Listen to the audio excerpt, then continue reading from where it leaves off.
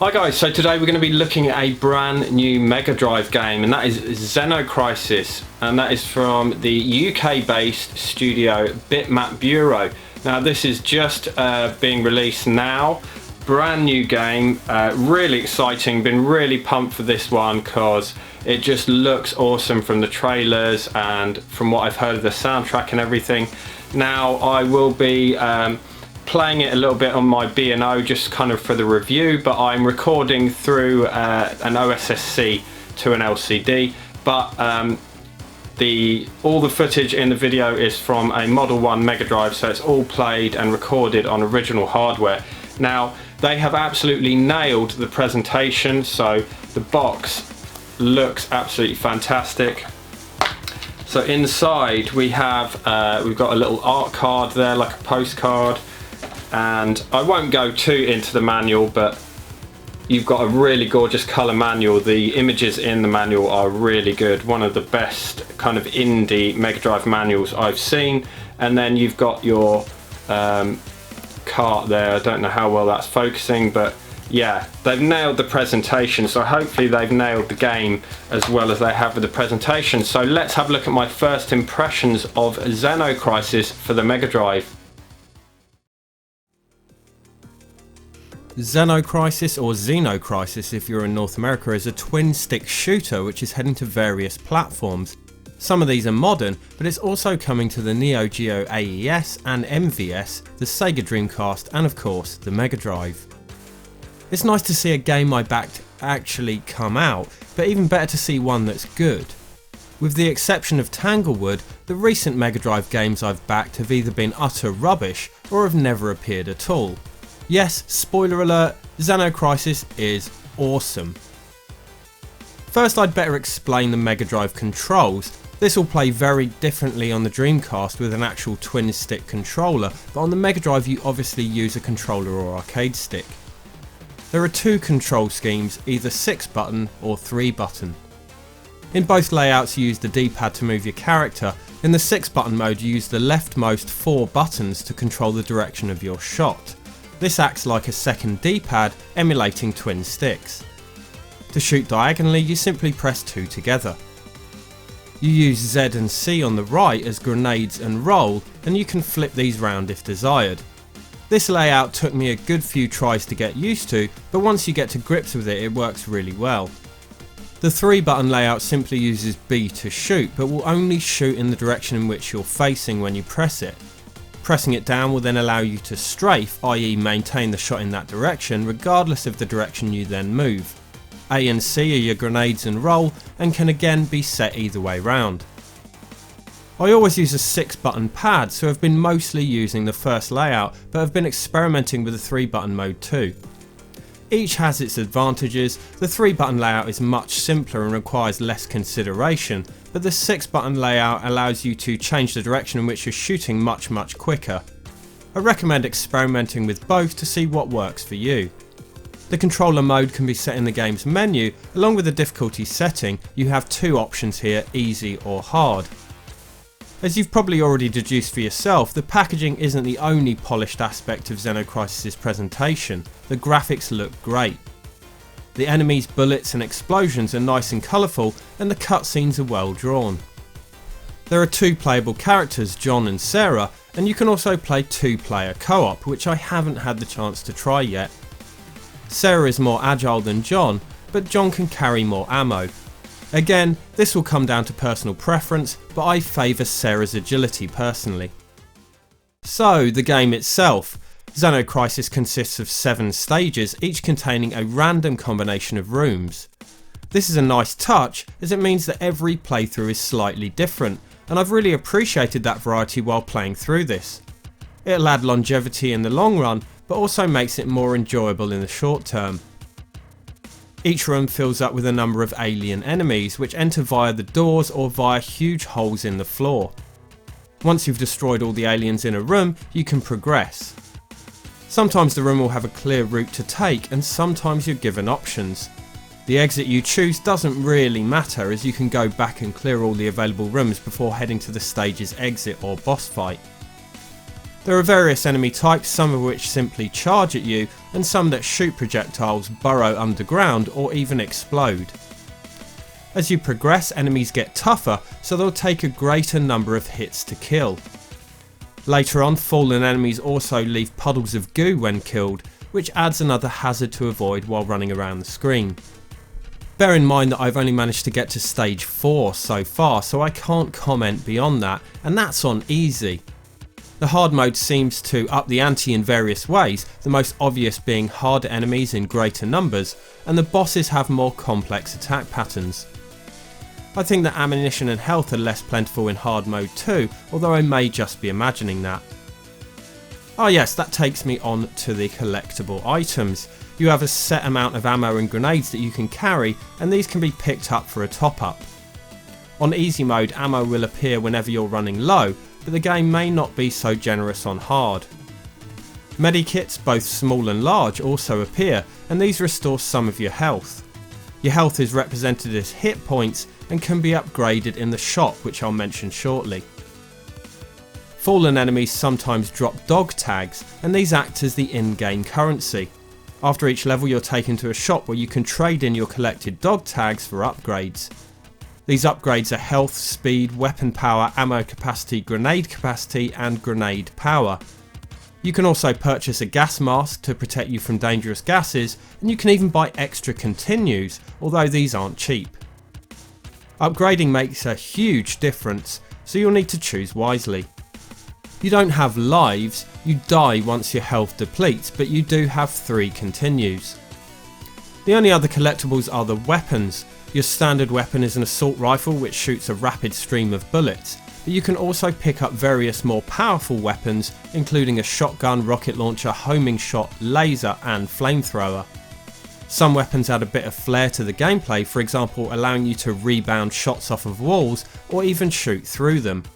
These seem to appear at random. Special weapons don't have limited ammo but can only be used for a set time. A timer will appear above your character indicating how long until the weapon becomes useless, so make the most of it while you can. I've found myself in a couple of situations where the weapon I'd collected didn't really suit the situation. If this happens, you can discard it. On the 6 button layout, this is done by pressing the 4 shot buttons together, and on the 3 button by pressing A, B and C together. While you're blasting your way through the rooms, you'll come across these hostages who need rescuing. These all bear the names of Kickstarter backers, and I've been keeping an eye out for my mate Rich, who I know is one of them. These seem to be utterly random too, so you never know who'll need saving. The only other gameplay aspect I haven't mentioned is the melee attack, which I haven't really used much yet. This is triggered when you get close to an enemy, as long as you're not firing your weapon. Pretty handy when you're out of ammo, and the ammunition container you so desperately need is in the middle of a cluster of aliens.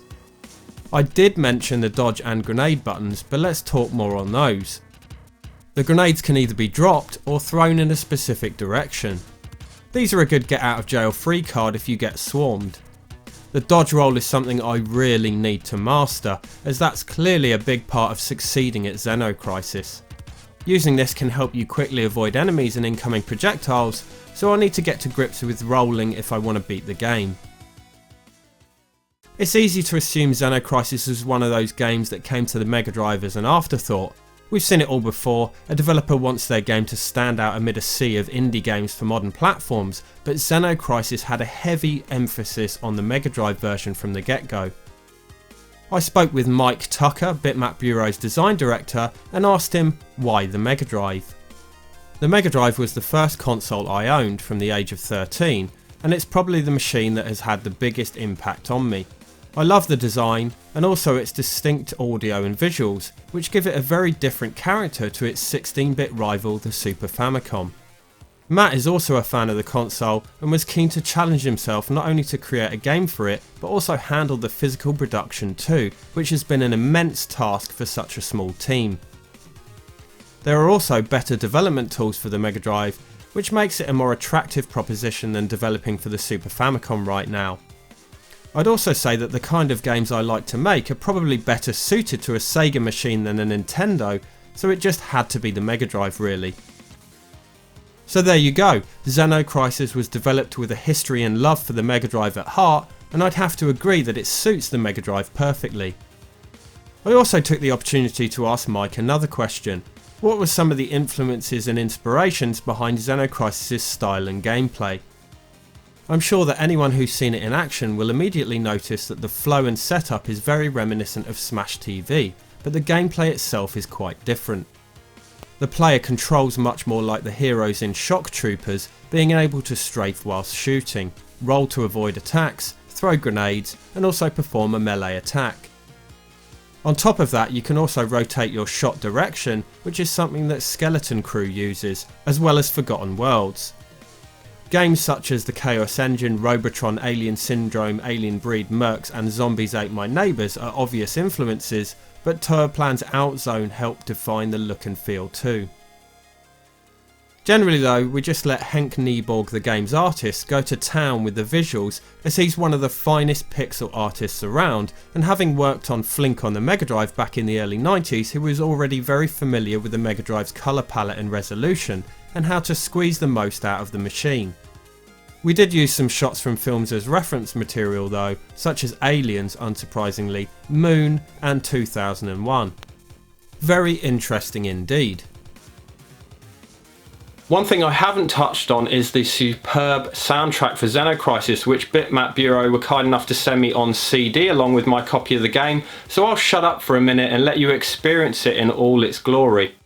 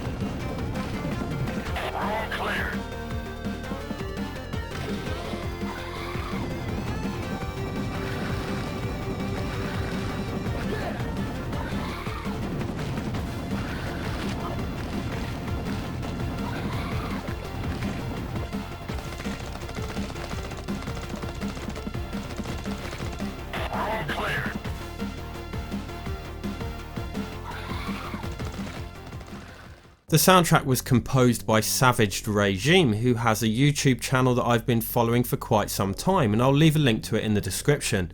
It really is exceptional, and it's up there with the best soundtracks on the Mega Drive. Mike had something to say regarding the music too. The music was absolutely crucial of course, and initially I was using some of the tracks from Thunder Force 4 as placeholders to help determine the feel and pace of the game. We wanted a similarly intense metal techno sound, but were having trouble coming up with anything internally. Luckily though, I stumbled upon Savage Regime's cover of Treyus by Sky Harbor during the early stages of development. It took me a few days to realise that it was genuinely being generated by the Mega Drive's YM2612 sound chip, and at that point I just knew we had to get Savage Regime on board somehow. I'd only really heard him do covers of other tracks, but it turned out that he was a superb musician in his own right, and the soundtrack he produced for Xeno Crisis is truly outstanding. So that's Xeno Crisis. It's a fast-paced action-packed shooter.